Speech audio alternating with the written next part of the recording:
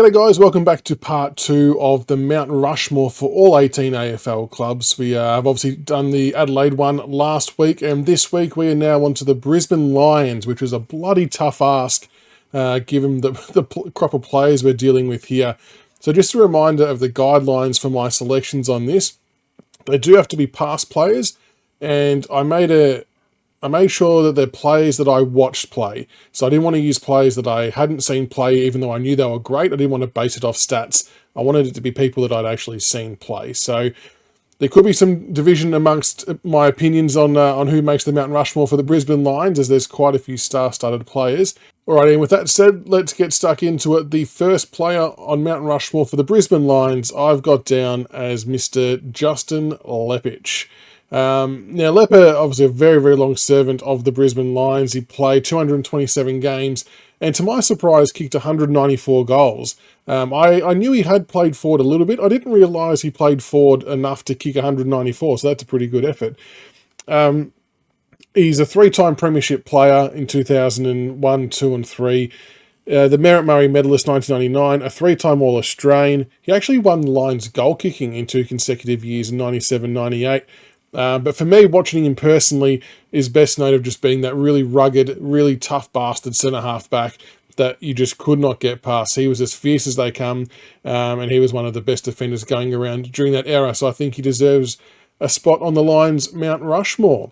The second player to go up onto the Brisbane Lions Mt Rushmore is his counterpart down the other end of the ground, Jonathan Brown.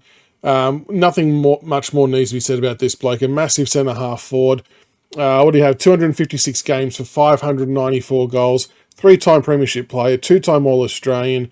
He was a captain, 5-time Brisbane Lions leading goal kicker, captain from 2009 to 2012. He was a co-captain as well. The list of accolades go on. He was just an absolute imposing figure on the field, and a player like Jonathan Brown makes your entire team walk taller. So he was pivotal to their success. And he was just a super player to watch, just a massive physical presence. And I don't think anyone could argue his face on Mt Rushmore. The third player to go up onto Mt Rushmore for the Brisbane Lions has to be this man, Michael Voss, an absolute bona fide superstar in the midfield. I don't think there'd be too many arguments on this one going up here. He had 289 games for 245 goals at the Lions. Three-time premiership player, Brownlow medalist in 1996, won the Lee Matthews Trophy 2 times, 5 times named All-Australian. He won the Merritt Murray medal 3 times, Brisbane Bears club champion, so even going back that far.